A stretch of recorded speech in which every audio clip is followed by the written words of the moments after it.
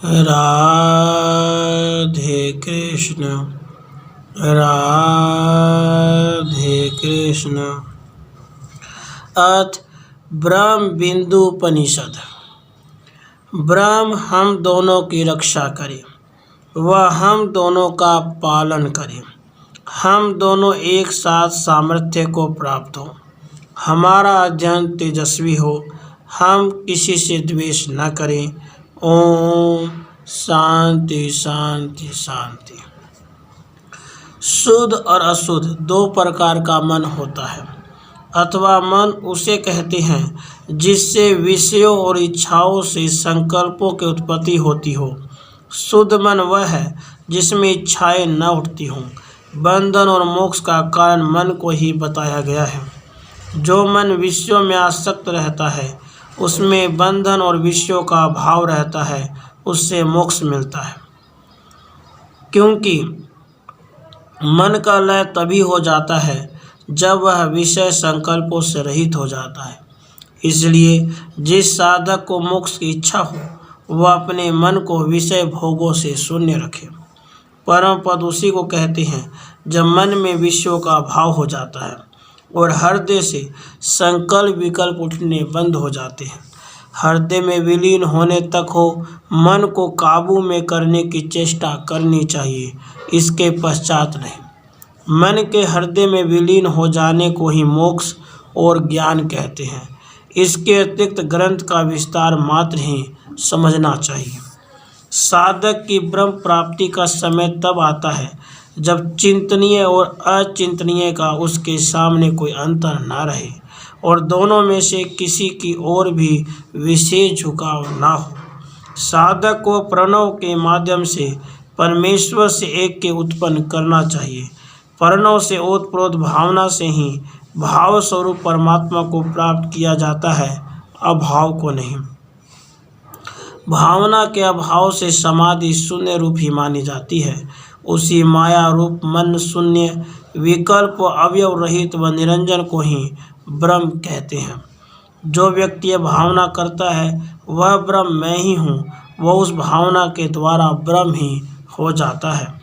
वह मनुष्य नियम पूर्वक ब्रह्म रूप हो जाता है जो उस विकल्प व दृष्टांत से शून्य, अनादि और अनंत, अपरपंच, परम कल्याण और ब्रह्म को जान जाता है।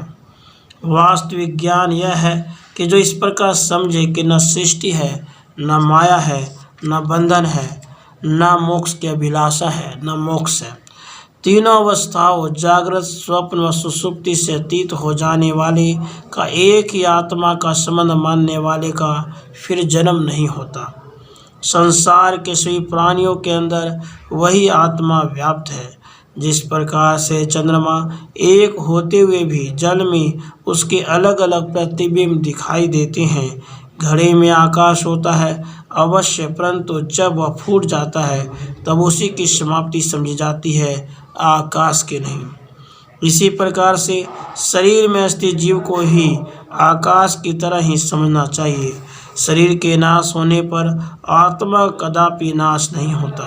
अलग अलग शरीरों का बार बार फूटना और नष्ट होना घड़े के फूटने और नष्ट होने के समान है। परमात्मा सभी शरीरों का ज्ञान रखता है, परंतु वह शरीर अपने अंदर स्थित परमात्मा को नहीं जानता। जीवात्मा तभी बंधन में रहता है जब वह माया से जरा से संबंध रखता है। अज्ञान रूपी अंधकार का नाश कर और ज्ञान रूपी प्रकाश को प्राप्त करके ही मनुष्य जीवात्मा और परमात्मा की एकता का अनुभव करता है। शब्द और परब्रह्म दोनों अक्षर हैं। इन दोनों में से जिस एक के क्षय होने पर दूसरा अक्षय की स्थिति में रहता है वही परब्रह्म वास्तविक अक्षर है। शांति की इच्छा वाले मनुष्य का उसी अक्षर परब्रह्म का ही ध्यान करना चाहिए। शब्द ब्रह्म और परब्रह्म दो प्रकार की विद्याओं को जानना चाहिए। जब मनुष्य शब्द ब्रह्म अर्थात वेद शास्त्रों के ज्ञान में दक्ष हो जाता है तब परब्रह्म को समझ जाता है। जिस तरह से अन्न प्राप्ति की इच्छा करने वाले मनुष्य पुआर को तो खलिहान में ही छोड़ देता है, अन्न को ले लेता है, उसी प्रकार विद्वान पुरुष को चाहिए कि वह ग्रंथों को अवलोक कर अभ्यास द्वारा उनमें भरे ज्ञान विज्ञान के तत्वों को लेकर ग्रंथों को छोड़ दें। जिस तरह से अलग अलग रंग और रूप वाली गायों का दूध एक ही रंग का सफ़ेद होता है, उसी तरह से विद्वान पुरुष को अलग अलग संप्रदाय वालों के अलग अलग विचारों ग्रहण करने वाले पुरुषों की विचार वाले गौओं के दूध की तरह एक ही लगती है। उनके विचारधारा में उनके बाहर के अलग अलग निशानों से कुछ अंतर नहीं दिखाई देता। जिस तरह से दूध में निहित होता, उसी तरह से हर एक प्राणी के अंदर चिन्हमय ब्रह्म स्थित रहता है। जिस दूध को मतने से घी प्राप्त किया जाता है, उसी प्रकार मन की मथानी से चिंतन मनन और विचार विज्ञान में ब्रह्म को प्राप्त करना चाहिए। जब ज्ञान का प्रकाश मिल जाए तो अग्नि के समान तेज युक्त ब्रह्म की भावना करनी चाहिए कि वह कला रहित निर्मल और शांत पर ब्रह्म मैं ही हूँ। इसी को विज्ञान कहते हैं। संपूर्ण भूत जिसमें निवास करते हैं और जो स्वयं समस्त भूतों में प्राप्त रहता है और सब पर परम दया करने का विख्यात है, यह सर्वात्मा वासुदेव मैं ही हूँ। इस प्रकार यह उपनिषद है। राधे कृष्ण, राधे कृष्ण।